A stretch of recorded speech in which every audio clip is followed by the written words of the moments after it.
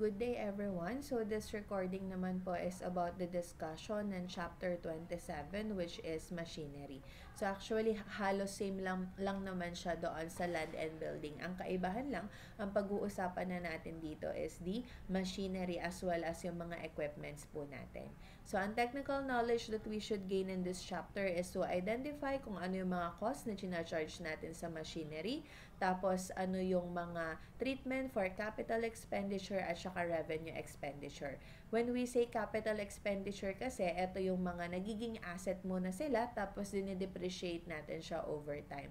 Pag revenue expenditure, ito naman yung mga expense outright. So, ika-classify natin yung mga cost kung capital ba sila or revenue expenditures ba sila. Then, recognize additions, improvements, or betterments, replacements, repairs, and rearrangement costs ng mga machinery natin. So, ito yung mga parang kung magre-repair ka, kung meron kang i-add doon sa machine natin, ano yung magiging recognition or classification nila. So, machinery. When a machinery is purchased, kapag binili natin daw ang isang machinery, the cost normally includes the following. So, yung purchase price, katulad sa land tsaka sa building, as well as yung freight, handling, storage, and other costs related to the acquisition.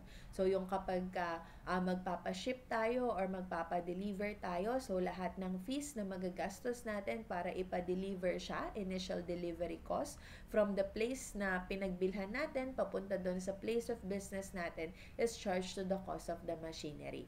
As well as yung mga insurance in transit. So, possible kasi yung machine natin is mahal yan, so lalagyan natin sila ng insurance para in case na magkaroon ng aberya, in case na magkaroon ng damages, merong sasalo doon sa mga magiging loss or sa mga magiging damages na insurance. So, insurance while in transit, no? Insurance habang papunta sa atin yung machinery. Pagka kasi insurance ng machinery na naka-install na doon sa place of business natin, na sa atin na siya, hindi na siya kasama sa cost ng machinery. Dapat while in transit pa for it to be included as cost of the machine. Then, installation costs, including site preparation and assembling. So, syempre yung machinery natin, minsan kailangan pa siyang i-install kasi hindi natin alam kung paano siyang i-install. Halimbawa, di ba yung aircon, pinapa-install natin. So, lahat ng magagastos natin para ma-assemble or para ma-prepare yung machine, para magamit natin siya, should be included as the cost of the machine. Tapos, yung cost of testing and trial run and other costs necessary in preparing the machinery for its intended use. So, to check if gumagana ng maayos yung machine, kailangan i-test natin siya. So, lahat din ng magagastos, lahat ng mai-incur doon na cost should be added to the cost of the machinery. As well as yung initial estimate ng cost of dismantling and removing the machinery and restoring the site on which it is located for which the entity has a present obligation as required by law or contract. So, possible kasi depende doon sa batas na kinapapalooban ng isang industry. Possible na i-require ang isang company na dapat kapag hindi na usable or fully depreciated na yung mga machinery na ginagamit natin, dapat ay i-dismantle natin siya ng maayos. Ibig sabihin, parang i-dispose mo siya ng maayos. So, lahat ng costs na magagastos natin doon sa dismantling or doon sa removal ng mga machinery na yon should be added to the cost of the machine. So, initial estimate. Possible kukunin mo dito yung kanilang present value. So, magpe-present value factor ka, tapos per period or annually, ganyan, parang magkakaroon ka ng amortization nun. Hanggang sa pagdating na i-remove na natin or i-dismantle na natin si machine, equal na yung present value doon sa total cost ng dismantling and removing ng machinery na magagastos natin. Kaya ayan, present value ang kailangan mo dyan kapag initial cost of dismantling ang kailangan. Tapos magkakaroon ka din ng liability. Then, fee paid to consultants for advice on the acquisition of the machinery. So, minsan kasi namimili ka pa lang kung anong machine ba ang pinakamaganda or pinaka-applicable para dun sa negosyo mo. So, kailangan mo ng advice ng mga consultants. So, yung ibabayad mo sa kanila should be added to the cost of the machine. Cost of safety rail and platform surrounding the machine, lalo na kung medyo delikado yung machine natin, no? Kumbaga hazard siya, ganyan. So, kailangan natin ng mga safety precautions para sa kanya. So, lahat din ng magagastos natin doon. Cost of water device to keep the machine cool. Lalo na kung magiging continuously running yung machine natin. Baka kasi mag-init siya, ganyan baka biglang sumabog. So, minsan kailangan natin ng water device para mapanatili yung kanyang temperature. Then, cost of adjustment changes to the machine prior to use to make it operate more efficiently. Kasi kapag ka na-install na natin siya, it is possible na hindi pa siya gumagana ng maayos doon sa lugar ng installation na yon, or hindi maayos yung mismong pagkaka-install sa kanya. So, ite-testing mo, 'di ba? Then possible magkaroon ka ng adjustment, i-adjust mo siya para mas gumana siya more efficiently. So lahat din ng magagastos mo doon. Dapat ito ay prior to use, no, bago mo mismong gamitin. Then sabi dito, if a machinery is removed and retired to make room for the installation of a new one, yung removal cost daw not previously recognized as a provision is charged to expense. So ito parang loss on removal of old machine siya. Actually, parang meron na tayong naging example nito doon sa previous problem natin under ng property, plant, and equipment. Kumbaga, merong old machine na tinanggal para makapagpalagay ng bagong machine. So, lahat ng magagastos natin para sa removal ng old machine should be charged as expense. Loss on removal po siya. Then, the value-added taxes or VAT on the purchase of machinery is not capitalizable but charged to input tax to be offset against output tax. Kasi ito, assuming that the VAT is recoverable. Ibig sabihin, VAT registered tayo, ganyan. So, kapag ka nag-purchase tayo ng new machine, meron tayong makukuhang input VAT. Tapos, since nga VAT registered tayo sa mga sales natin, meron din tayong nagiging output VAT. So, at the end ng period, i-offset natin sila. Kumbaga, output VAT minus input VAT. Yung difference, VAT payable. Ayun yung ibabayad natin doon sa BIR. Ayun yung i-remit natin sa kanila. So, kung VAT registered tayo, meron kang VAT na input VAT na binayaran, hindi siya kasama sa halaga ng machine. Kasi recoverable siya. However, yung mga irrecoverable or non-refundable, halimbawa, hindi ka naman VAT registered, ganyan, nagbayad ka ng VAT para dun sa purchase mo, wala ka naman pag-offset na output VAT, then ibig sabihin, irrecoverable siya, non-refundable siya. Ika-capitalize mo siya ngayon sa cost ng machinery natin. So, dapat irrecoverable or non-refundable yung taxes na binabayaran natin for it to be capitalized as the cost of the machinery. Then, tools. Tools are classified as machine tools and hand tools. So, machine tools, ito yung mga drills at saka mga punches. Kumbaga, ano siya, electric, ganyan. Kumbaga, ginagamitan siya ng kuryente para masabi mo na machine tools sila. And at the same time, yung parang basta hindi ko masyado ma-explain kasi hindi naman ako construction worker. Pero ayun, parang masabi mo na machine tool siya, parang ano ba? Tapos ito kasi mga hand tools daw, yung mga hammer tsaka yung mga saws. Kumbaga ginagamitan na siya ng puwersa ng tao. Parang human na yung kailangan na gumalaw para sa kanya. So, tools should be segregated from the machinery account. So, sana nagigets nyo yung pinopoint ko, no? Parang nahihirapan kasi akong i-express dahil hindi naman nga ako construction worker. Pero, ayun, ganun. Pag machine tools, more on may pagkamabigat, tapos may pagka-electronic, ganyan, or gumagamit ng kuryente. Kapag ka hand tools, yung kamay lang ng mga construction worker yung ginagamit. Ano ba? Nagigets nyo ba? So, sana oo. Then, patterns and dies. So, patterns and dies are used in designing or forging out a particular product. So, parang naaalala ko yung example natin dito, yung kapag ka magbe-bake ka, meron kang iba't ibang sizes ng mga pans mo, tapos may numbers pa, may letters pa, di ba, ganyan. So, depende dun sa product na gagamitin natin. So, patterns and dies used for the regular product are recorded as assets. So, para dun daw sa mga regular products na binebenta natin, these are recorded as assets. And at the same time, they are depreciated over their useful life. However, yung mga patterns and dies daw used is especially for ordered product form part of the cost of the special product. Ito kapag ka job order costing, kumbaga customize yung product para sa isang specific na customer. So, siya lang yung gagamit ng patterns and dyes na yun, hindi natin yun magagamit sa ibang produkto natin. Kapag ka ganun, yung halaga ng patterns and dyes, dahil nga customize siya para sa isang specific customer na yun, isasama na natin, i-charge na natin doon sa cost ng special product. Kasi nga, hindi naman natin siya magagamit for our regular products. Pero kung regular product lang siya, asset yon, tapos i-depreciate mo. Then, equipment. So, the term equipment includes delivery equipment, store equipment, office equipment, as well as furnitures and fixtures. Delivery equipment, syempre, yung mga ginagamit pan-deliver such as cars, trucks, and other vehicles. Motor vehicle registration fees should be expense and not be included as part of the cost of the delivery equipment. So, registration expenses yan. Yung ipaparehistro mo yung motor, yung sasakyan, 'di ba? Para hindi ka mahuli ng MBDA, ganyan. So, expense outright yun, no? Hindi natin siya sinasama sa cost ng delivery equipment. Tapos, yung mga store and office equipment such as mga computers, typewriters, adding machines, cash register, and calculator. Mga asset yan. Tapos, dine-depreciate din natin over their useful life.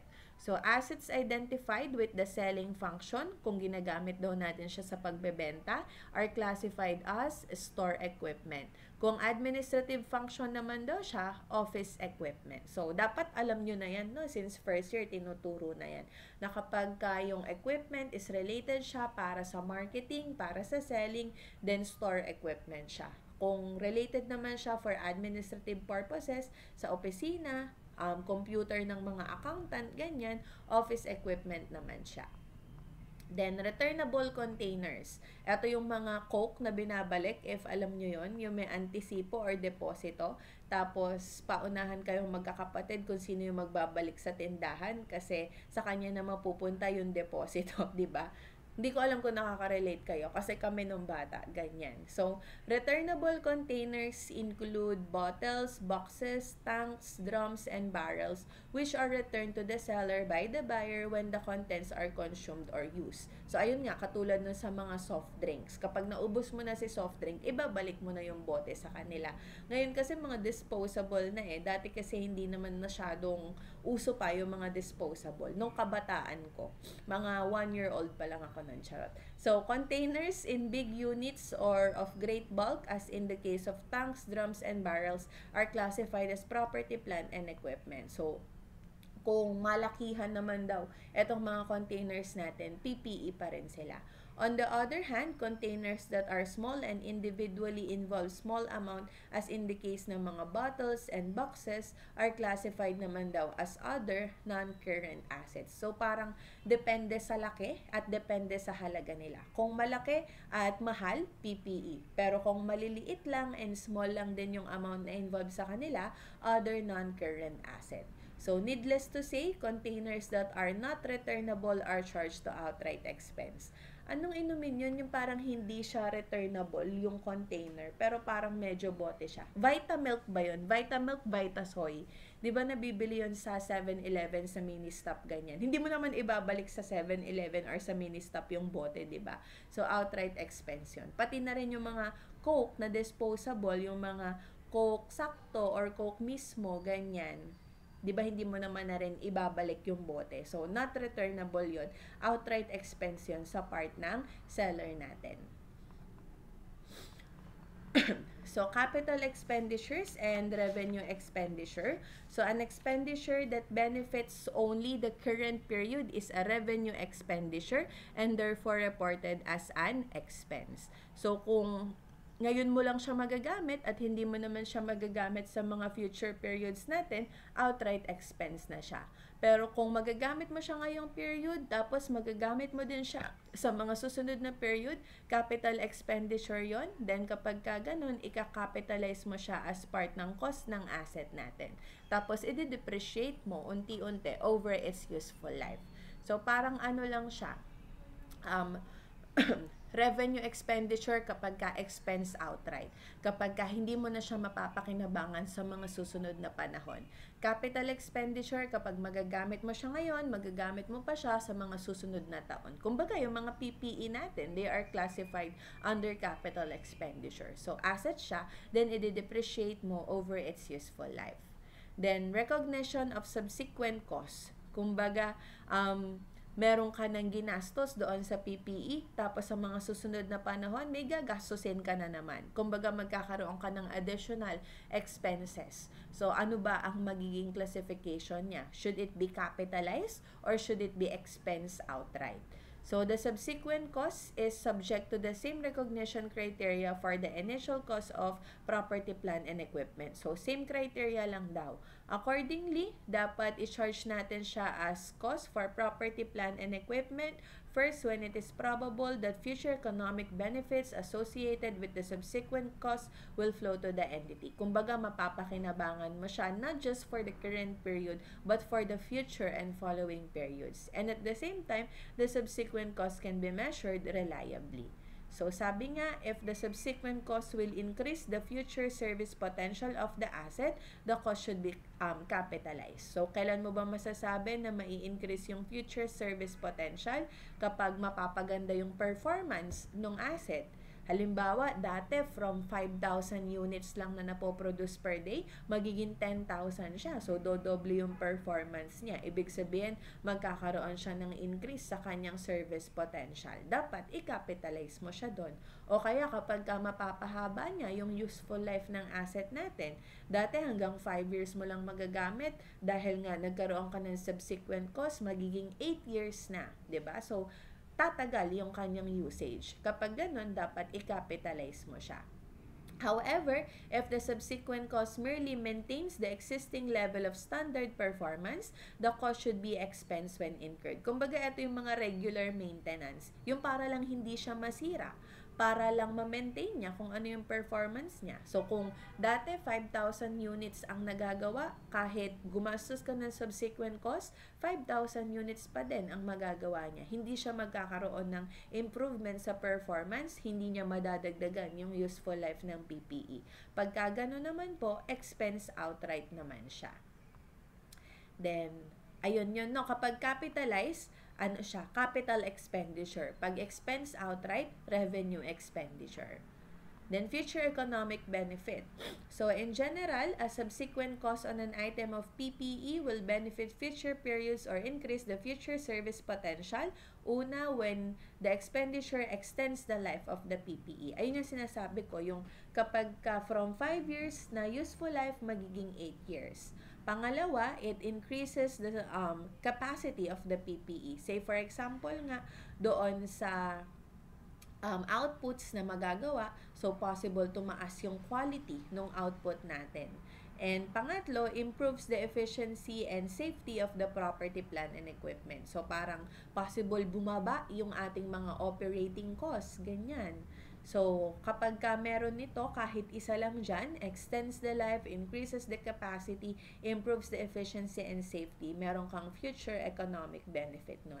So, possible yung mga cost na magagastos mo kapag ka nag-result siya dito sa tatlong to, dapat ay capital expenditure siya. Ibig sabihin, isasama natin siya sa halaga ng property, plant, and equipment. So, eto yung mga example ng mga subsequent costs natin. Pwedeng additions, improvements or betterments, replacements, repairs, at saka rearrangement costs. Actually, parang kapag inisip natin, no, di ba halos pare-parehas lang naman yan. Pero, ayan, binigay sa atin yung mga differences nitong lima na yan. So, start tayo with the additions. So, additions daw po are modifications or alterations which increase the physical size or capacity of the asset. Kumbaga, meron tayong idadagdag sa kanya, no? Kaya nga addition. At dahil sa addition na yon, mapapalaki niya yung asset natin or mapapalaki niya yung capacity ng asset natin. So, sa additions daw, pwede daw siyang dalawang klase.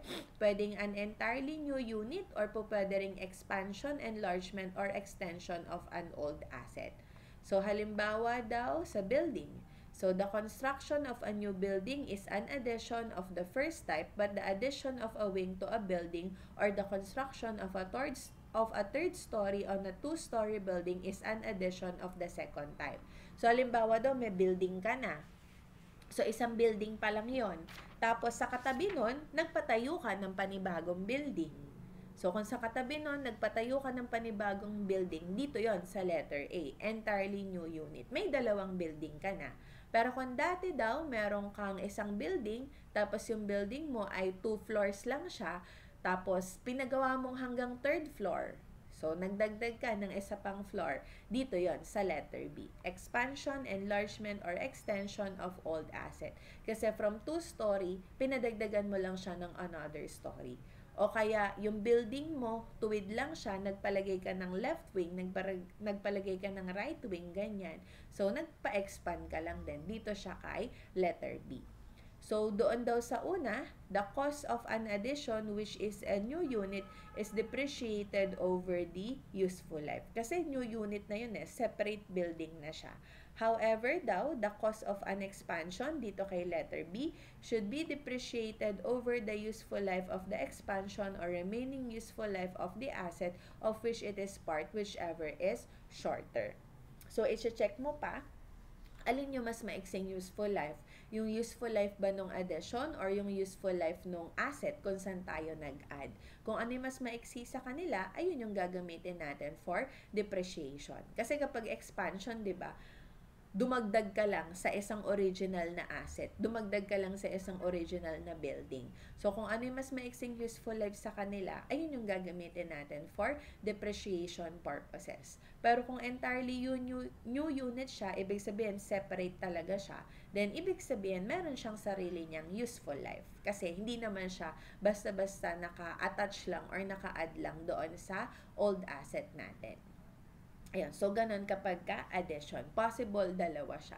Pag new unit, i-depreciate over its own useful life.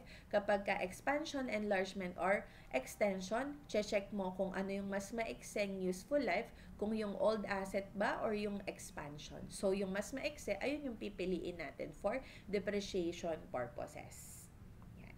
Then, we also have improvements or betterments. Kumbaga, may ipapataas natin yung quality ng ating asset or ipapa-increase natin yung useful life niya. Kasi improvement. So, ibig sabihin, dapat merong development. Dapat merong pag-level up. Ganyan. So, improvements or betterments are modifications or alternations which increase the service life or capacity of the asset. So, improvements may represent replacement of an asset or part thereof with one of a better or superior quality. So, ayun yung sinasabi ko, no, dapat nagle-level up yung quality para masabi mo na improvement siya or betterment siya. Kasi kung walang pagle-level up sa quality, then hindi yun improvement, replacement lang yun. Papalitan mo lang siya ng of the same quality. Pero kung tataas yung quality niya to a better or superior quality, then you can say that it is an improvement or betterment. So, the improvements that do not involve replacement of parts are simply added to the cost of the existing asset. So, ito daw mga examples ng improvements natin.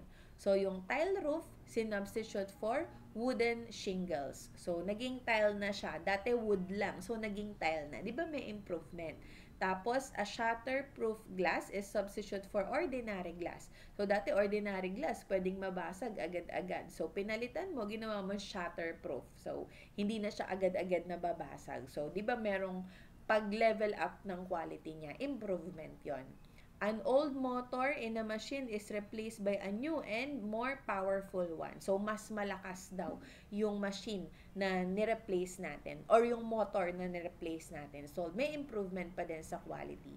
Galvanized iron roofing is substitute for Nipa roofing. So, dati parang bahay kubo lang, no? Ayan, pinapalitan na natin, pinagawa na natin galvanized iron na mas matibay, mas mataas ang quality. Replacement of wooden floor by concrete flooring. So, dati, kahoy lang yung sahig. Ngayon, pinagawa na nating semento. May improvement pa din sa quality. Replacement of a major component of an asset such as an improved air conditioning system for a building. So, eto naman kasi, major component siya ng isang asset, halimbawa sa building, ganyan. So, kapag pinapalitan natin yung air conditioning system doon, malaki din yung cost na magagastos natin and mas malamang na mas magiging malamig, mas magiging ramdam yung pag-change doon sa environment or doon sa temperature ng building natin. So, meron pa ring improvement sa quality. So, para masabi natin no, na isa siyang improvement or betterment, dapat merong level up doon sa quality nung pinalitan natin or nung ni-replace natin. Ayan, ito yung mga examples niya. 'Di ba? Meron dito sa lahat ng nabanggit na yan, merong improvement doon sa quality. Hindi lang siya basta-basta pinalitan. Pinalitan siya ng mas mataas na quality ng mga materyales. So, next is replacement.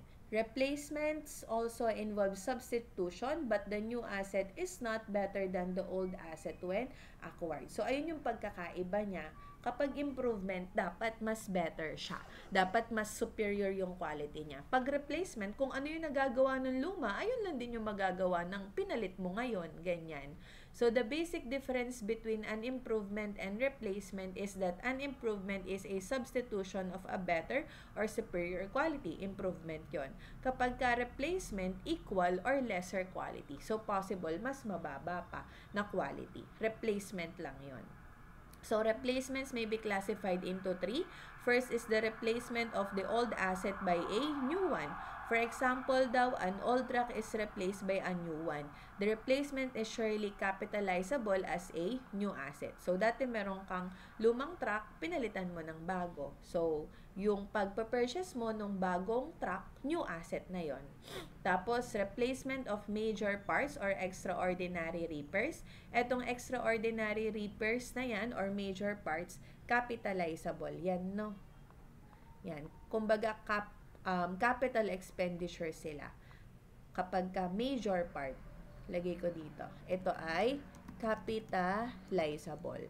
Samantalang itong mga minor parts or ordinary repairs, ito naman mga expense outright naman sila. Kumbaga mga revenue expenditure sila. So, si letter B, pag major spare parts, capitalizable, capital expenditure. Pag minor parts or ordinary repairs, parang maintenance lang yan or repair expense, expense outright, revenue expenditure sila. Kumbaga, yung current period lang yung magbe-benefit sa kanila. Dito sa una, entirely new asset siya. So, ibig sabihin, iba talaga yung kanyang depreciation. Ika-capitalize mo talaga siya. Next, repairs. Repairs are expenditures incurred to restore asset to good operating condition upon breakdown or replacement of broken parts. Ito kasi repairs, parang may nasira sa kanya, i-repair mo lang, kumbaga aayusin mo lang, pero hindi mo entirely napapalitan. Kasi kapag replacement, papalitan mo talaga siya. Kapag may nasira, papalitan mo ng bago of the equal or lesser quality. Replacement yon. Pero kapag superior quality ang pinalit mo, improvement. Pero dito sa repairs, wala kang ipapalit. Aayusin mo lang siya. So, repairs may be classified as extraordinary repairs and ordinary repairs. Yung extraordinary repairs are material replacement of parts involving large sums and normally extend the useful life of this asset. Kaya nga kapag extraordinary repairs, they are capitalized. Ayan, parang sinulat ko na rin naman dito, no? Replacement of major parts or extraordinary repairs, capitalizable. Capital expenditure. Pero kapag ordinary repairs lang yung mga minor, ganyan, or para lang ma-maintain yung kanyang standard operations, ganyan, and normally every year or every month ginagawa mo naman siya, expense outright yan. Kumbaga ano lang siya, revenue expenditure. So accordingly, the cost of day-to-day servicing of the property, plant, and equipment is recognized as expense when incurred. Kumbaga yung mga araw-araw nating nagagastos para mapagana yung mga PPE natin, they are expense when incurred. Then, repair and maintenance. Repair is different from maintenance in that repair restores the asset in good operating condition. Kumbaga, si repair daw, ginagawa mo siya para bumalik yung asset sa normal or dun sa good operating condition niya. Si maintenance naman para i-keep siya in good condition. So, si repair, ginagawa mo kapag may nasira na, kapag bumaba na yung condition niya, i-repair mo para ibalik sa good operating condition. Si maintenance, ginagawa mo siya para i-maintain. Kumbaga, hindi siya nawawala sa good condition. Pinapastay mo lang yung good condition niya, kaya mo siya mini-maintenance. Nagets ba? Ayan, so kapag repair, wala na siya sa good operating condition, so i-repair mo siya para ibalik siya doon sa good operating condition niya. Pag maintenance, nasa good operating condition pa rin siya, tapos i-maintain mo lang siya para hindi siya mawala doon sa good condition na yon. So thus, repair daw is restorative or curative, while maintenance is preventive. Kumbaga, si repair ginagawa mo kapag may nasira na. So, para lang ma-restore siya. Si maintenance, ginagawa mo para walang masira. Gets ba? Gets na yon. So, the theoretical distinction is difficult to maintain in practice, hence the two are combined in a single account, repair and maintenance. Madalas talaga ganyan, no? Repair and maintenance expense. So, si maintenance, ginagawa mo para walang masira, para ma-maintain siya in a good operating condition. Pero in case na merong masira sa kanya, ipapa-repair mo naman siya para bumalik siya sa good operating condition niya. Ayun, ganun po siya.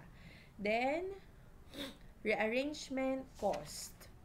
So, rearrangement cost is the relocation or redeployment of an existing property, plant, and equipment. So, PAS 16 paragraph 20 provides that recognition of costs in the carrying amount of property, plant, and equipment ceases when the asset is in the location and condition for the intended use. So, IFRS expressly mandates, ibig sabihin nire-require tayo that the cost of relocating existing PPE or cost of reorganizing part of all of an entity's operations are not capitalized but expense as incurred. So, nabanggit ko na rin ito nung chapter 23 natin. Kung magre-relocate ka lang naman ng mga property, plant, and equipment, gusto mo siyang dalhin sa ibang lugar, gusto mo siyang dalhin sa ibang place of business mo, ganyan. Lahat ng relocation cost na magagastos mo should be expense outright. So, hindi siya capitalizable doon sa cost ng PPE. So, the rearrangement merely maintains the existing level of standard performance of the asset. Ililipat mo nga lang kasi siya kapag rearrangement cost. So, expense outright po iyon. Then, accounting for major replacements. So, an important consideration in determining the appropriate accounting treatment for a replacement is whether the original part of an existing asset is separately identifiable. So, dito daw kasi sa major replacement, possible separately identifiable siya or not separately identifiable. So, if separate identification is practicable, yung major replacement daw po is debited to an asset account. Kumbaga, kaya mong i-identify separately kung ano yung pinalitan mo. Kapag ka ganon, nakadebit siya to an asset account. Kumbaga, ihihiwalay mo siya ganyan. Or, anong tawag dito? Isasama mo siya as part ng cost ng asset. So, the cost of the part eliminated and the related accumulated depreciation are removed. Kumbaga ay aalisin mo yung luma kasi nga magkakaroon ka ng replacement. So, tatanggalin mo yung cost niya as well as its related accumulated depreciation. And the remaining carrying amount of the old part is treated as a loss. Kasi possible may carrying amount pa din siya. So, loss na yon. So, aalisin mo yung cost tsaka accum debt nung luma, tapos papalitan mo, ika-capitalize mo yung sa bagong replacement. If it is separately identifiable. O kumbaga, kaya natin na-identify kung magkano yung cost at carrying amount nung pinalitan natin at magkano yung magiging halaga nung pinalit natin. So, however, if it is not practicable for an entity to determine the carrying amount of the replaced part, kumbaga hindi natin siya separately identifiable para malaman kung magkano yung cost nung part na pinalitan natin, it may use the cost of the replacement as an indication of the likely original cost. Pwede daw yung cost ng replacement. Ibig sabihin yung cost nung pinalit natin, ayun daw yung likely original cost niya. Kumbaga, ayun din yung halaga nung pinalitan natin na part. So, however, the current replacement cost shall be discounted. So, kumbaga, kukunin mo yung pinaka-value niya discounted. Magpe-present value ka ganyan. So, accounting for major improvement. So, a major improvement not involving a replacement of part and does not extend the useful life of the asset is simply added or debited to the asset account. However, the major improvement that extends the useful life of the asset may be debited to accumulated depreciation. So, kapag daw major improvement na hindi na-extend yung useful life ng asset, ia-add lang daw natin siya sa asset account. Kumbaga, tataas lang yung cost ni asset. Pero kung ia-extend niya daw yung useful life ng asset natin, pwede raw natin siyang ibawas, ililess natin siya kay accumulated depreciation. Kasi kapag dinebit mo si accumulated depreciation, mababawasan siya, 'di ba? So, kasi nga, na-extend yung useful life ng asset. Kumbaga, dapat mabawasan yung kanyang accumulated depreciation. Pero kung hindi naman ma-extend yung useful life niya, diretso lang siya sa halaga ng asset natin. Yan. So, binigyan tayo ng examples dito. Separate identification is practicable. So, for example daw, a building having a useful life of 20 years is constructed at a total cost of 5 million pesos. So, meron tayong building, ang useful life niya 20 years. Magkano siya? 5 million. So, after 10 years, the wooden roof is replaced with a concrete roofing costing 500,000. So, after 10 years, yung wooden roof, pinalitan natin ng concrete roofing. Kumbaga, nagkaroon ng improvement or betterment. Kasi tumaas yung quality ng roof na pinalit natin. So, a study of the original construction records revealed that 400,000 is an accurate estimate of the original cost of the wooden roof. Kumbaga dito, alam natin no na 400,000 yung original cost nitong wooden roof na pinalitan natin. So, kapag ganyan, separately or identifiable siya separately, kailangan aalisin mo yung cost nito with its corresponding accumulated depreciation. So, ayusin ko lang yung screen ko.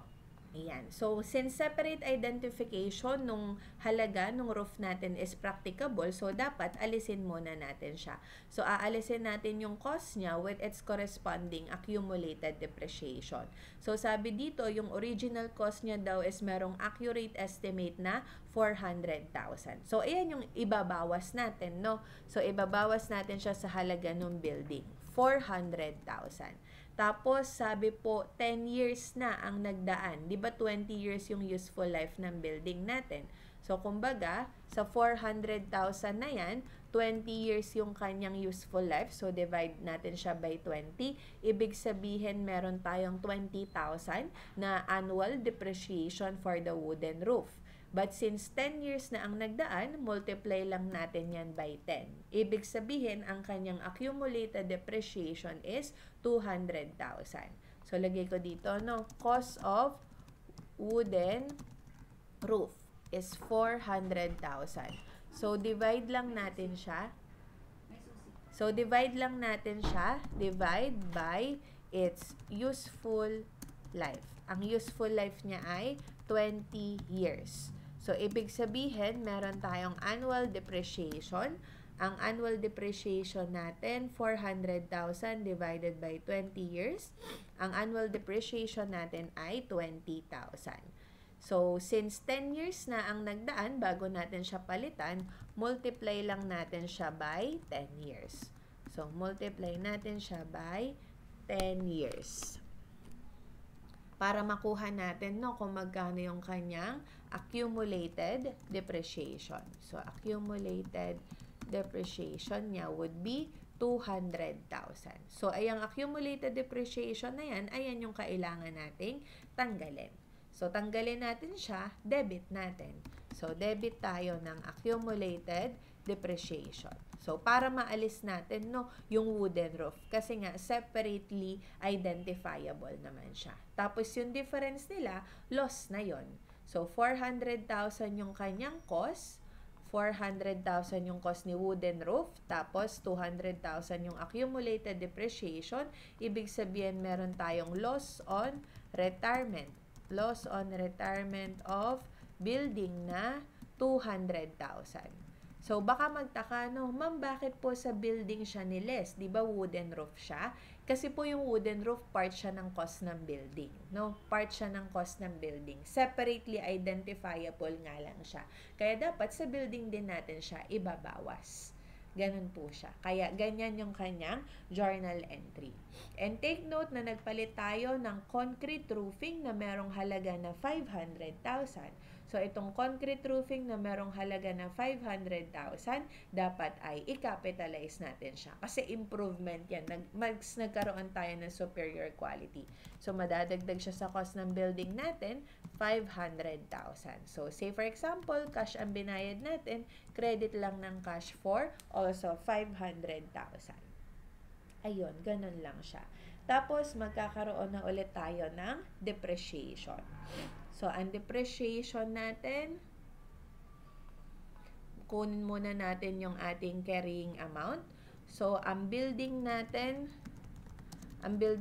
is 5 million, 'di ba? Tapos, dito, nabawasan siya. Ayan, nabawasan siya ng 400,000. So, magma-minus tayo dito ng 400,000. Tapos, nung nagkaroon naman ng improvement, ayan, nagka-debit naman ng 500,000. So, plus naman tayo ng 500,000. So, magkano na yung building natin yan? 5 million minus 400,000 plus 500,000. Ang cost niya na would be 5,100,000. Tapos, yung kanya namang accumulated depreciation, accum-dep na lang lalagay ko na para maikse. Yung accumulated depreciation niya since 20 years ang kanyang useful life. Di ba original yung original accumulated depreciation. So, 5 million yung building natin, 20 years ang kanyang useful life. So, 250,000 yung annual depreciation niya. Since 10 years na yung nagdaan, 2,500,000 yung accum-dep natin. So, 2,500,000 talaga siya. Kaso, nabawasan siya, nag-debit kasi tayo dito ng 200,000. So, mababawasan siya ng 200,000. Kaya, 2,500,000 minus 200,000, ang balanse lang ng accumulated depreciation niya would be 2,300,000. Yan. So, less lang natin yan para makuha natin yung ating carrying amount. Carrying amount of building. So, ang carrying amount ng building natin, 5,100,000 minus 2,300,000. Ang carrying amount is 2,800,000. Yan. Tapos, divide lang natin by the remaining useful life. So, divide by remaining useful life. Ilan na lang ba useful life natin? Diba 20 years siya, tapos 10 years na yung nagdaan. So, 10 years na lang yung useful life ng building natin. So, divide lang natin siya dyan. So, 2,800,000 divided by 10 years. So, 2,800,000 divided by 10 years, meron tayong depreciation na 280,000. So, ayan na yung magiging bagong annual depreciation natin. So, pagdating ng December 31, magkakaroon tayo ng journal entry na debit depreciation expense, 280,000, credit ng accumulated depreciation for also 280,000. Ayun, ganun lang siya, no? Kapag separate identification is practicable.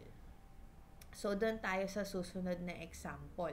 Sabi, separate identification is not practicable. So, assume the same data in the preceding illustration and it is not practicable to identify the cost of the specific part replaced. So, sabi kasi sa standard natin kanina, no, kung hindi daw identifiable or not practicable yung identification ng specific part na na-replace, pwede daw mag-base tayo doon sa cost nung pinalit natin but only at a discounted amount.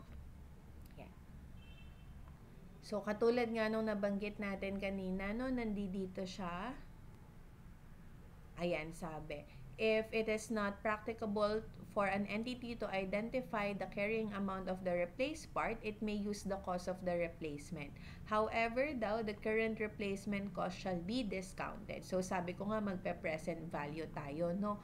Tapos dito, sabi, i-assume daw natin, ayan, if it is not practicable to identify the original cost of the replaced part, use nga yung replacement cost as the likely original cost. However, this requires discounting of the replacement cost. So, if the appropriate discount rate is 6%, so say for example daw, 6% siya. Yung replacement cost natin is 500,000. So, dapat i-discount natin siya as 6% for 10 years. So, yung present value daw of 1 at 6% for 10 periods is 0.56. So, ano yan? 1.06 raised to negative 10. So, check natin.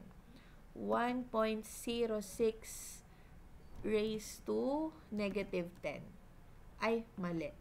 1.06, nasan ba yung exponent dito? Ayan, raised to negative 10. Bakit ganun? So, double check ko lang, no? Hindi ko kasi kabisado itong calculator dito. Ayun, alam ko na. So, nung nine-negative ko, nagma-minus pala siya. So, 1.06, tapos raise natin sa 10, ayan, negative. So, 0.558, ganyan. So, ni-round off na lang siya, 0.56. So, ibig sabihin, 0.56 yung present value of 1 at 6% for 10 periods. So, i-discount natin yung likely original cost, which is yung replacement cost ng concrete roofing natin worth 500,000. So, yung likely original cost, yung halaga ng concrete roofing na 500,000, multiply lang natin by PV of 1 factor, given naman sa atin, 0.56, and nakita rin naman natin, no? Ayan, nagkamali pa nga ako nung una dahil nagma-minus 10 pala instead na negative 10. So, ito yung magiging likely original cost natin. So, likely original cost. Ito pala lagay ko, cost of replacement para mas identified. So, 500,000 times 0.56, that is 280,000. So, 280,000 yung kanyang likely original cost. So, dyan tayo magbabase nung ire-replace natin. So, katulad kanina, itong likely original cost, divide lang natin by its useful life. So, yung useful life na original natin is 20 years. So, divide natin siya sa 20 years para makuha natin yung original na annual depreciation niya. So, annual depreciation natin dito ay 280,000 divided by 20 years, that is 14,000. So, 14,000. So, multiply natin doon sa ilang taon na nagdaan, which is multiply by, kung ilang years na ang nagdaan, 10 years. So, 14,000 divided by 10 years. Times 10. So, that is 140,000. So, ibig sabihin, ito na yung kanyang accumulated depreciation. 140,000. Tapos, yung ginawa lang din natin kanina. So, ang journal entry natin, tanggalin natin yung wooden roof doon sa likely original cost niya na 280,000. Ito po yun.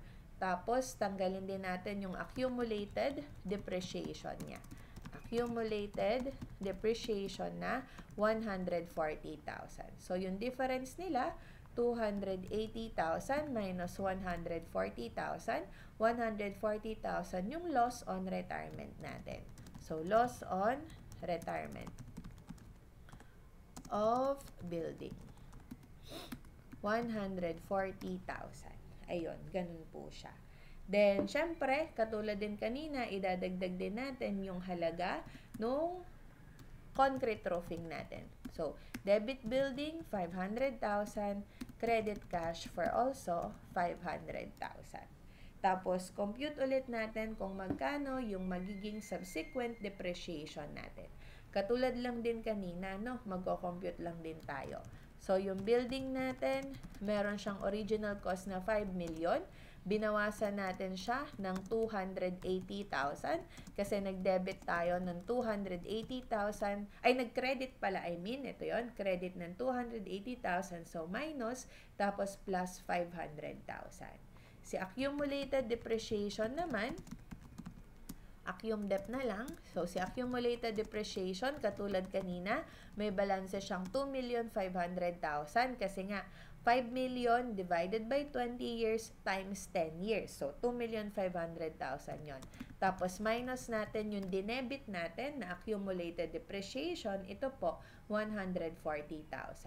So, ang magiging balance ng cost ng building natin, 5 million minus 280,000 plus 500,000, 5,220,000. So, 5,220. Si accumulated depreciation naman, ang balanse, 2,500,000 minus 140,000. So, that is 2,360,000.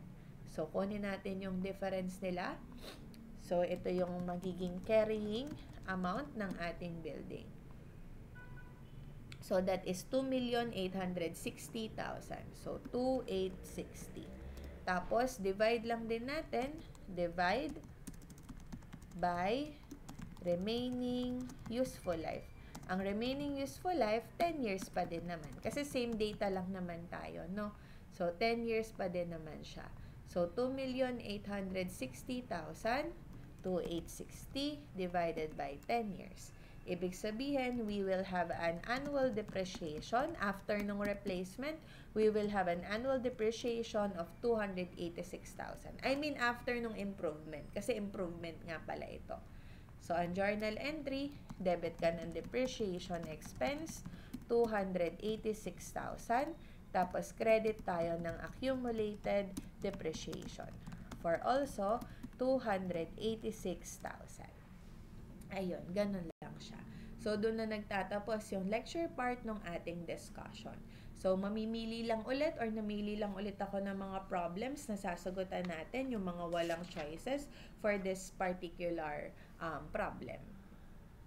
So, let us start po with problem 27-13. So, ang requirement sa atin dito is to prepare the journal entries for 2024, 2025, 2026, 2027. So, 4 na taon pala. So, showroom company uses straight line depreciation. So, siguro naman alam natin yung straight line, no? Yung cost, less mo lang yung residual value para makuha si depreciable amount. Tapos, divide mo lang sa useful life to get the depreciation. So, on January 1, 2024, the entity purchased a new machine for 5 million cash. The useful life of the machine was 10 years with a residual value of 500,000. Tapos, pagdating ng January 1, 2026, the entity decided that the original estimate of the useful life should be reduced by 2 years. So, dapat daw bawasan ng 2 years yung kanyang useful life. Pero yung residual value, hindi naman daw nagbago. So, hanggang dyan muna tayo, no? So, January 1, 2024, record muna natin yung pagbili natin nung ating machinery. So, debit tayo ng machinery for... Wait lang. Liitan ko lang ng konti. Yan. So, debit tayo ng machinery for 5 million pesos. Tapos, credit tayo ng cash for also 5 million pesos. Then, compute natin magkano yung magiging depreciation natin. So, meron tayong cost na 5 million pesos. Less natin yung ating residual value. So, yung residual value natin is 500,000 para makuha natin ng ating depreciable amount. So, 5 million minus 500,000, 4,500,000. So, divide natin siya. Divide by useful life. Ang useful life natin ay 10 years. So, divide lang natin siya by 10 years. Ibig sabihin, meron tayong annual depreciation na 450,000. Kaya pagdating, so bold ko na lang, no? Pagdating ng December 31, 2024, debit tayo ng depreciation expense for 450,000. Tapos credit din tayo ng accumulated depreciation for also 450,000. So, ganyan lang ulit yung gagawin natin for December 31, 2025. Kasi sa 2025, wala namang change na nangyari, diba? So, ito pa rin naman yun. Meron pa rin tayong cost na 5 million, tapos meron pa rin tayong residual value na 500,000 at useful life na 10 years. Nagkaroon lang siya ng change pagdating ng 2026. So, nireduce daw by 2 years yung ating useful life. So, nung 2024, 10 years siya.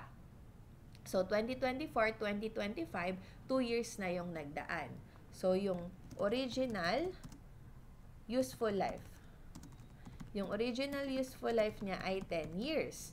Tapos, less na natin yung 2024 and 2025, which is 2 years na yung nagdaan. 2 years. So, yung remaining years na lang niya dapat, or remaining UL na lang, no, useful life is just 8 years. So, ayan yung original. Ayan yung supposedly na dapat na mangyari. Meron tayo pang natitirang remaining useful life na 8 years. Kaso, i-reduce daw siya by 2 years. So, less lang natin yung reduction sa kanya na 2 years. Ibig sabihin, meron na lang siyang matitirang useful life. So, meron na lang siyang revised remaining useful life na 6 years. So, ibig sabihin, 6 years na lang yung kanyang remaining useful life. Ganon siya. So, magkakaroon tayo ng revision doon sa annual depreciation natin. So, compute din natin yon. So, meron siyang cost na 5 million. Tapos, i-less natin yung accumulated depreciation for the 2 years. Ito yon, dalawang 450,000. So, dalawang 450,000, that is 900,000, diba? So, ito yung ating carrying amount as of 2026. So, 5 million minus 900,000, ang carrying amount natin as of 2026 ay 4,100,000. So, syempre, ililess pa din natin yung residual value dyan. Kasi yung residual value na 500,000 ay hindi naman daw nagbago. So, ito yung magiging depreciable amount natin as of 2026. So, 4,100,000 minus 500,000. Ang depreciable amount natin as of 2026 is 3,600,000. So, divide natin by the revised remaining useful life, which is yung kinompute natin kanina, yung 6 years. Yan. So, divide mo siya by the revised remaining useful life kasi kinompute natin yun 6 years. Kaya, 3,600,000 divided by 6 years, ang magiging depreciation for 2026 ay 600,000. Ayan. So, di ba merong revision? So, pagdating ng December 31, 2026, debit tayo ng depreciation expense, 600,000. Tapos, credit tayo din ng accumulated depreciation for also 600,000. So, ganun yung mangyayari sa 2026. Kasi noong January 1, nagkaroon ng revision doon sa kanyang useful life. Bumaba siya ng by 2 years. Then, pagdating din ng 2027, the entity added an automatic guide and safety shield to the machine at a cost of 300,000. So, yung addition daw ay hindi naman nakapag-change sa useful life at saka sa residual value ng ating asset. So, pagdating ng January 1, 2027, merong addition. So, ma-add siya sa cost ng machinery. So, debit machinery, 300,000. Tapos, credit din tayo ng cash for also 300,000. Since nagkaroon ng pagtaas ng value ng machinery natin, magbabago na naman yan. Yan. So, hanggang dito na lang. Kopyahin ko lang to, no? So, yung cost natin, madadagdagan siya. Di ba original niya, 5 million lang. Madadagdagan siya ngayon ng 300,000. Kaya yung cost niya magiging 5,300,000. Yung accumulated depreciation niya, tumaas na din kasi nag-depreciate tayo noong 2026. So, ito na yon, dalawang 450,000. So, 450 plus 450, 2024 and 2025. Tapos, noong 2026, nadagdagan pa siya ng 600. So, plus 600 ka pa. Kaya, yung accumulated depreciation natin as of 2026 is 1,500,000. So, minus natin yan, 1,500,000. Kaya, bali ito yung kanyang magiging carrying amount ng January 1, 2027. So, 2020. Dapat pala nilagay ko January 1. Kasi iba yung pang December 31. Yung pang December 31 kapag nakapag-depreciate na. Dito din. January 1. Yan. So, ang carrying amount natin as of January 1, 2027, minus lang natin to, 3,800,000. Yung residual value, hindi naman daw nagbago, 500,000 pa din. So, minus lang natin yung dalawa to get the depreciable amount. So, 3,800,000 minus 500,000. Ang depreciable amount natin ng 2027 is 3,300,000. So, ito ay pang 2027. So, divide din natin siya sa remaining useful life by remaining useful life. So, dito noong 2026, 6 years pa siya. Since nagdaan na nga si 2026, magiging 5 years na lang siya. Kasi nga, dumaan na si 2026, nasa 2027 na tayo, no? So, magiging 5 years na lang siya. So, ito yung magiging depreciation natin for 2027. So, 3,300,000 divided by 5 years, that is 660,000. Kaya pagdating po ng December 31, 2027, debit tayo ng depreciation expense, 660,000, tapos credit tayo ng accumulated depreciation for also 660,000. Ayun, ganun siya. So, kada merong pagbabago, either sa remaining useful life or dun sa cost ng ating machinery, or kung meron din pagbabago sa residual value, dapat magkaroon ka ng recomputation ng ating depreciation. Ganun po yun, no? Kada merong magbabago. So, that's it for problem 27-13. So, gawin din natin si problem 27-14. So, next po, problem 27-14. So, journal entries daw for 2024, 2025, and 2026. So, Mundane Company purchased for cash a new building on January 1, 2024 for 10,500,000. So, yung building daw ay merong estimated useful life na 50 years and residual value na 500,000. Yung depreciation, straight line basis lang din. Then, pagdating ng January 1, 2026, yung entity, pinalitan yung old roof with a permanent tile roofing costing 3 million. So, nagkaroon ng improvement doon sa ating building. Tapos, yung cost daw ng old roof was 2,500,000. So, the new roof did not change the residual value but was considered a betterment. So, hindi naman daw nagbago yung residual value. Ibig sabihin, yung residual value is still 500,000.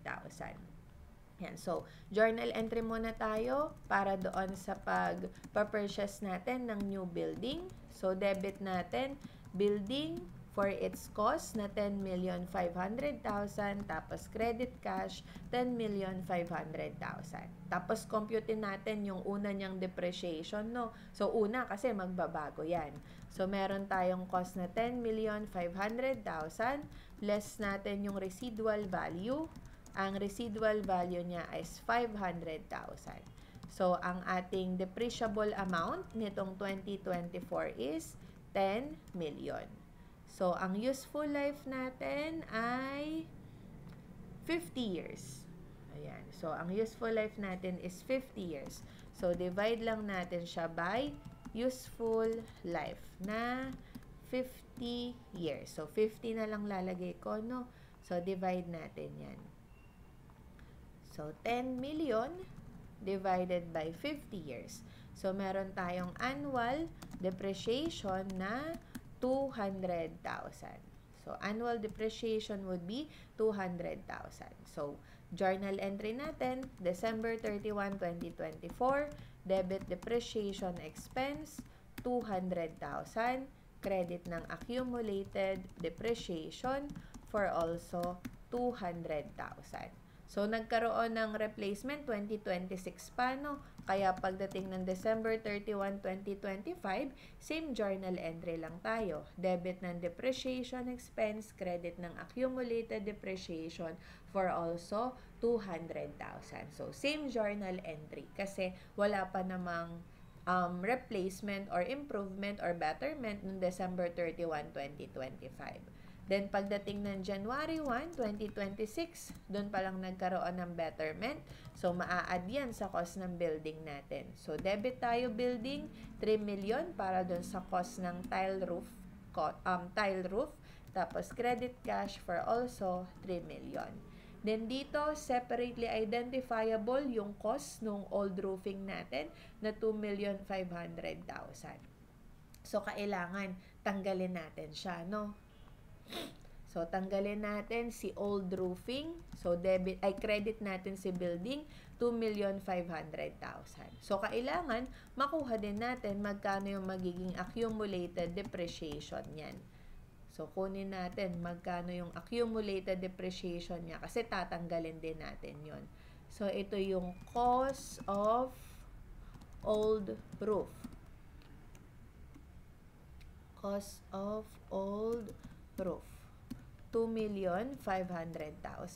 So, take note, no, na hindi daw magbabago yung residual value. So, ibig sabihin, dito sa old roof, walang effect yung residual value sa kanya. So, divide natin by useful life na 50 years. So, divide mo sa 50, 2,500,000 divided by 50 years. Ibig sabihin, meron tayong annual depreciation na 25 divided by 50. Annual depreciation natin is 50,000. So, multiply lang natin siya kung ilang years na yung nag-pass. Multiply by years pass. Ilang years ba yun? 2024, 2025. Kasi nasa January 1, 2026 pa lang tayo eh. So, 2024, 2025. So, multiply mo by 2 years. Ibig sabihin, yung accumulated depreciation ng old roof natin is just 100,000. So, ayan yung tatanggalin natin. So, debit natin yan si accumulated depreciation for 100,000. Tapos, yung difference nilang dalawa, ayan yung magiging loss on retirement of building. So, yung difference nila, loss on retirement of building. So, ang difference nila is 2,400,000.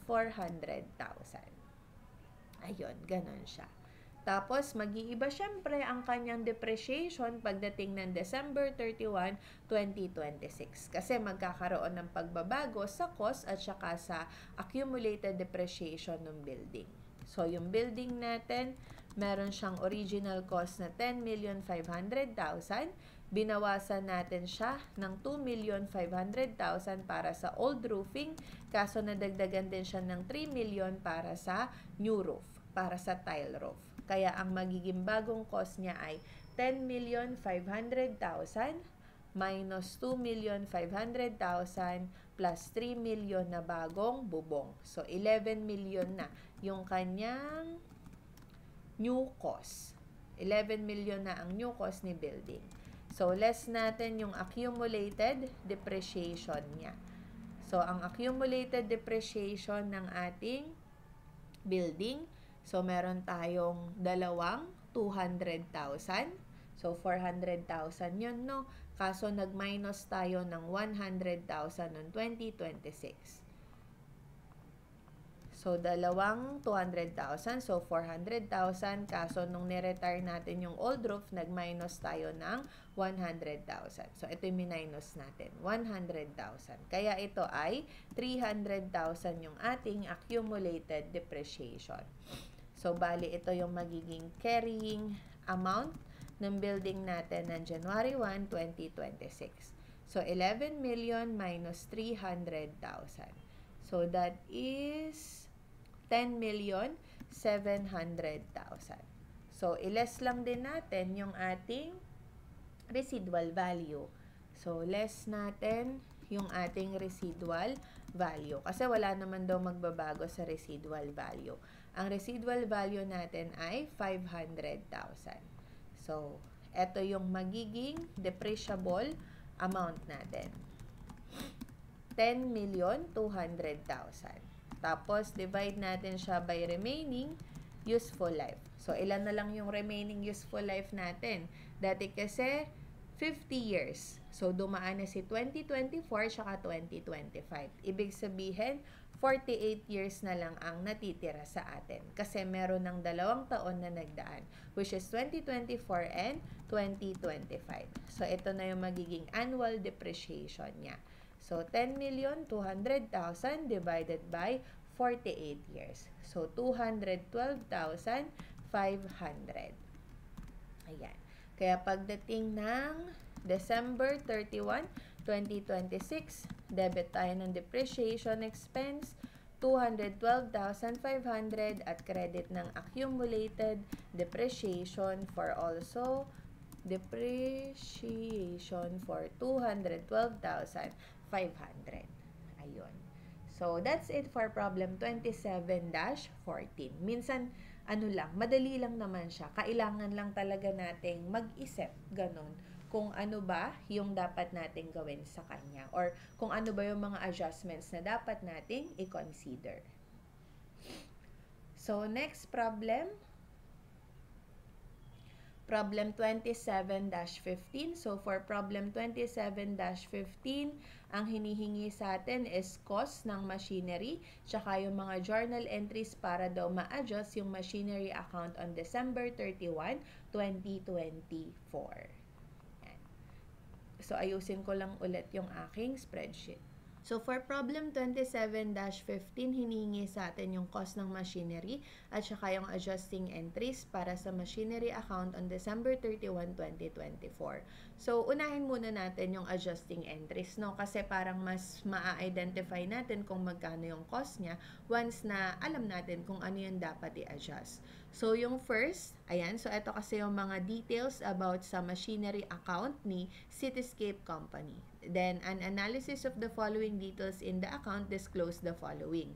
First, the old machine which was removed in the installation of a new one had been fully depreciated. So, kung makikita mo kasi dito, meron tayong cost of dismantling old machine, tapos yung cash proceeds from the sale of old machine. Kumbaga, meron tayong lumang machine.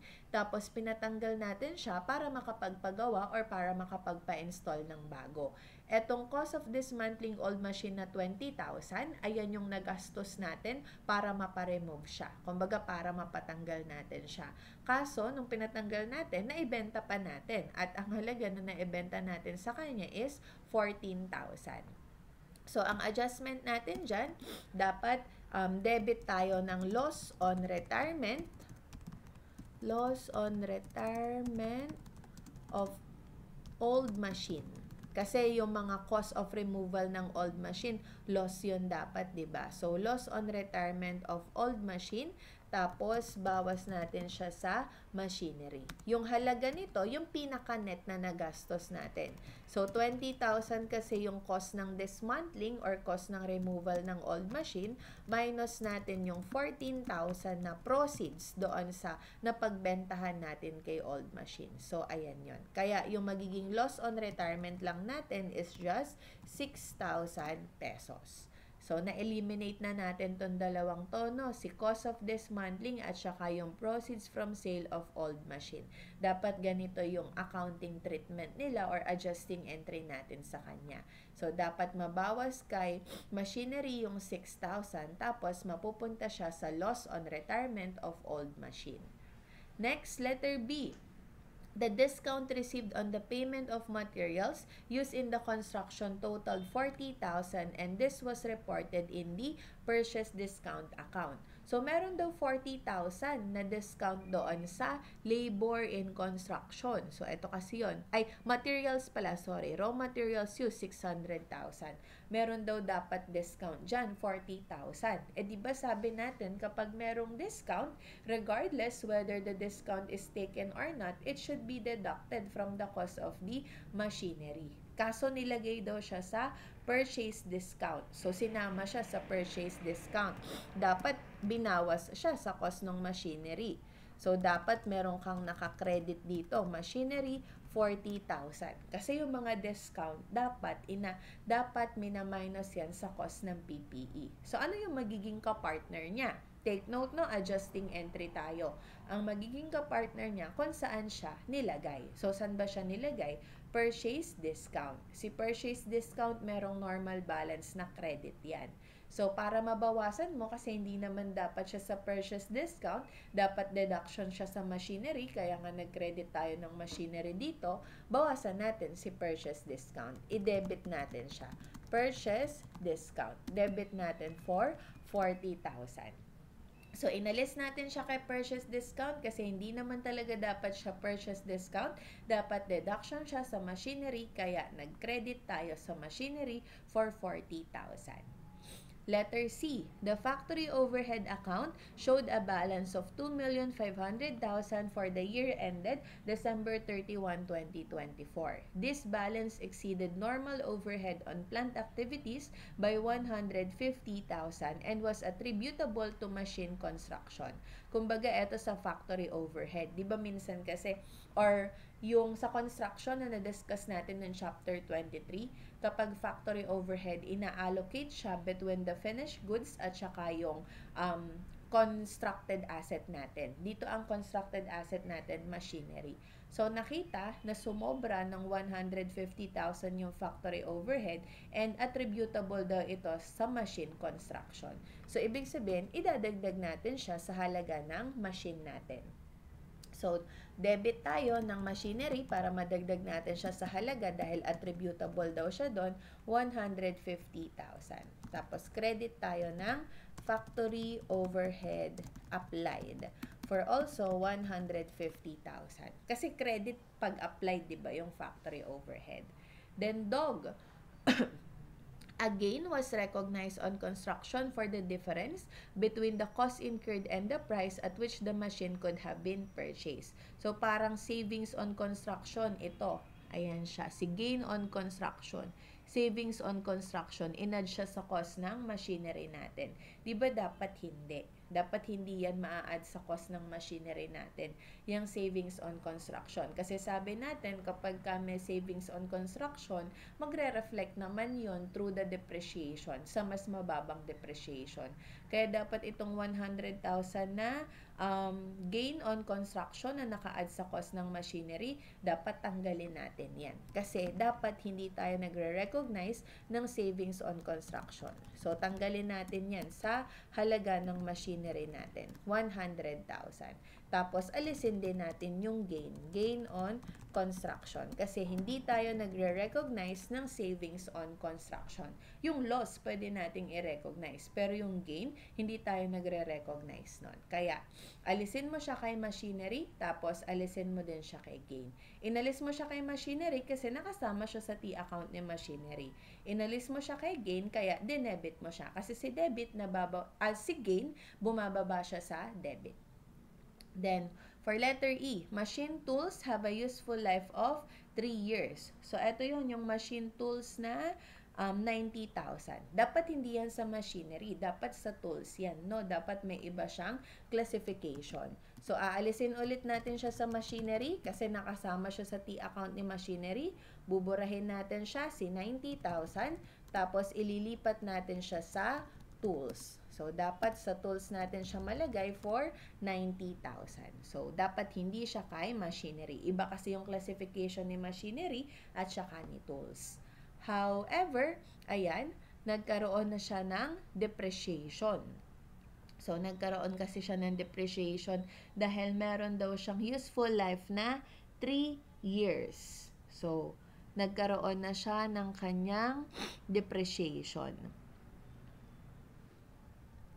So, yung depreciation niya is naka-base din dito sa information natin kay letter F.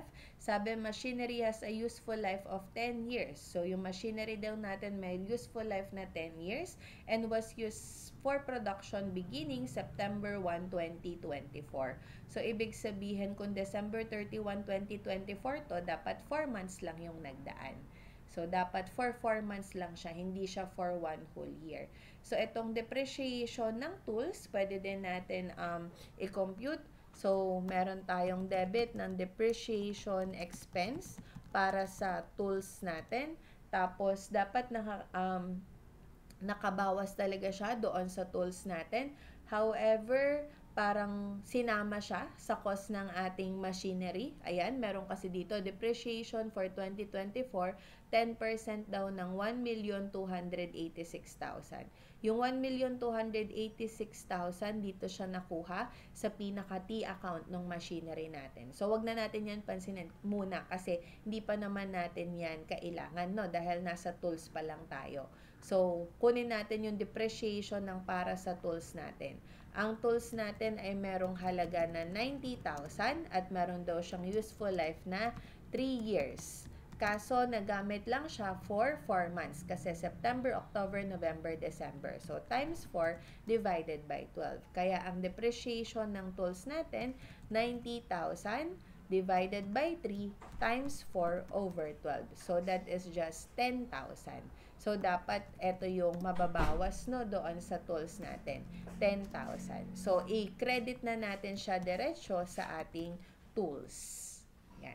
Kasi yung mga tools natin, actually, they are parang inventory lang natin siya eh. Na kapag nagamit natin, dapat dinediretso na natin as expense. So, ito yung journal entry for letter F. So, ito para sa F. Tapos, may additional pa tayo, yung para sa G natin. Yan. Kasi, binigyan tayo dito ng depreciation. Yan. Binigyan tayo dito ng depreciation for 2024, 10% of 1,286,000. Ibig sabihin, parang kinompute yung ating kinompute niya yung depreciation ng machinery natin based dito sa T account. Eh kaso nga 'di ba mali naman yung nasa T account natin. So ibig sabihin, ma-adjust din dapat yung ating depreciation. Yan. So to compute muna, i-compute muna natin yung adjusted balance ng machinery natin para alam din natin magkano yung adjusted balance ng depreciation natin. So, para malaman natin si adjustment G, no? So, yung adjusted balance ng depreciation natin, so, natanggal na natin si cost of dismantling old machine. Erase na yan. Tsaka itong cash proceeds from the sale of old machine. Kasi, dito na natin siya nalagay sa loss on retirement of old machine. Etong raw materials use, sulat ko dito, cost, adjusted cost of machinery. So, itong raw materials use, kasama yan sa cost ng machinery natin. Raw materials na 600,000. So, kasama yan, si 600,000. Yung labor in construction, kasama din yan. Labor in construction. So, yung mga hindi pa natin yung hindi natin kailangan i-adjust, ayun yung mga kasama. Cost of installation, kasama din yan. Cost of installation, kasama din yan for also 60,000. Then, yung materials spoiled in trial run. So, parang trial run or testing cost yan. So, kasama din yan for also 30,000 pesos. Then, yung mga dinagdag natin dito. So, para ito sa cost of dismantling at saka sa proceeds. Ito, binawas natin yung discount. So, i-less natin yun, no? Yung discount na 40,000. So, less natin yung purchase discount na 40,000. Kasi sabi natin kapag may discount, dapat dinededuct yun sa cost ng PPE. Tapos dito naman, nakapagdagdag tayo ng machine for 150,000 para sa factory overhead. So, sama din natin yan. Factory overhead for 150,000. Etong gain on construction, na-deduct na natin yan, kaya hindi na rin natin sinama. So, naalis na natin yan sa cost ng machinery. Pati yung tools, ayan, hindi natin yan ileless, no? Kasi kasama talaga yan sa T account. Ito kasing machinery na para sa purchase discount, hindi siya nakasama sa T account. So, we need to deduct it. Dapat i-less natin siya. So, para makuha natin magkano yung magiging cost ng ating adjusted cost of machinery. So, ang adjusted cost ng machinery natin ay 1,200,000. So, 1,200,000 yung adjusted cost ng machinery natin. Tapos, kukunin natin yung tamang depreciation niya. So, ang tamang depreciation niya ay adjusted cost. Didiretso ko na dito, ha. So, ang tamang depreciation niya, divide natin by useful life na 10 years. So, divide mo siya by the useful life na 10 years. So, ibig sabihin, meron siyang annual depreciation na 120,000. Kasi 1,200,000 divide sa useful life na 10 years. So, 120,000. Kaso nga, ginamit lang natin siya September 1. So, multiply pa natin siya by the fraction. Kasi dapat 4 months lang siya. So, multiply mo siya sa 4/12. Kaya, yung adjusted dapat na depreciation natin or correct amount ng ating depreciation, correct depreciation is 120,000 times 4/12. Dapat ay 40,000 lang yung tamang halaga ng ating depreciation. So, 40,000. Ayan lang yung tamang value ng depreciation natin. 40,000 lang. Kaso yung nakadeduct, 'di ba? Binawas pa sa cost ng machinery natin. Yung binawas sa cost ng machinery natin na depreciation is 128,600. Kung depreciation yan, dapat hindi yan nakabawas sa cost ni machinery. So, dapat meron tayong debit dito, machinery, 128,600. Dapat hindi yan nakabawas sa cost ni machinery. Tapos, dapat meron lang tayong credit na accumulated depreciation. Ang credit natin sa accumulated depreciation, yung corrected natin, yung 40,000. Tapos, babawasan natin yung depreciation expense para sa machinery. Yung difference nila which is 88,600. Dito kasi, kaya siya nakaganyan, nakakredit siya sa machinery. Ang pinaka-journal entry niyan, debit depreciation expense, 128,600, credit machinery. So, binawas siya diretso sa machinery. Di ba pag depreciation, dapat hindi. Ulitin ko, para mas lalo nyong magets, no? Ang journal entry kasi dito, nag-debit siya, ayan, nag-debit siya ng depreciation expense, tapos nag-credit siya ng machinery. Ayan yung original journal entry sa kanya. Dito sa 128,600. Pero dapat hindi. So, ibabalik natin siya kay machinery by debiting it. Tapos, dapat magkaroon tayo ng accumulated depreciation doon sa correct amount ng depreciation niya na 40,000. Tapos, babawasan natin yung depreciation expense by crediting it. So, i-credit natin yung difference nilang dalawa, ayun yung mababawas sa depreciation expense natin. Para yung depreciation expense natin, dati kasi 128 128,600 siya, mababawasan siya ng 88,600 kasi nag-credit tayo dito. So, magiging 14,000 na lang siya. Magtutugma na. Meron ka ng debit na depreciation expense, 40,000, tapos itong credit ng accumulated depreciation for also 40,000. So, di ba medyo komplikado lang siya kasi nga adjusting entry ito. So, dapat maisip mo kung ano ba yung original entry sa kanya. Tapos, determine the cost of the machinery. Ito na yon, yung cost ng machinery natin. Si 1,200,000. Pwede naman, other way. Ito kasi parang kinuha natin from this T account yung mga hindi natin tinanggal sa kanya. Tapos, dinagdag natin yung mga adjustments. Yung other way niya is magsisimula ka sa adjusted balance. Ayan, magsisimula ka dyan. So, magkano ba ang unadjusted balance niya? 1,300,000. Minus natin yung nasa credit na 142,600. So, ito yung pinaka-unadjusted balance niya. So, lagay ko dito, no? Unadjusted balance. Pwede naman yon. 1,157,400. So, ma-minus lang yung debit sa credit, no? 1,157,400. Tapos, kunin natin yung mga adjustments. So, kunin natin yung mga adjustments sa kanya. So, ito. Adjustment A, minus ng 6,000. So, adjustment A, minus, deduct ng 6,000. Adjustment B, minus 40,000. Adjustment C, plus 150,000. So, tandaan na lang, no? Adjustment B, minus 40,000. Adjustment C, plus ng 150,000. Adjustment D, minus 100,000. Adjustment E, minus 90,000.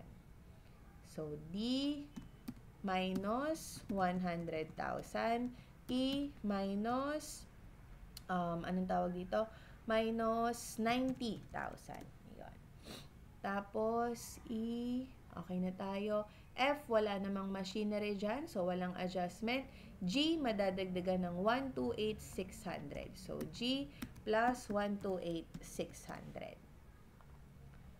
Yan. So, kung ayan yung mga adjustments natin, we can also compute for the adjusted balance. So, adjusted cost of machinery. So, plus minus mo lang yan, 1,200,000. So, kung saan kayo mas comfortable, dun ba sa una nating ginawa na parang kinukuha natin yung mga natitira, tapos ayun na lang pinagpa-plus minus natin, or dito na mag-start ka sa unadjusted balance, tapos based doon sa adjusting entries na ginawa mo, i-plus minus ka. So, same amount lang din naman yung makukuha.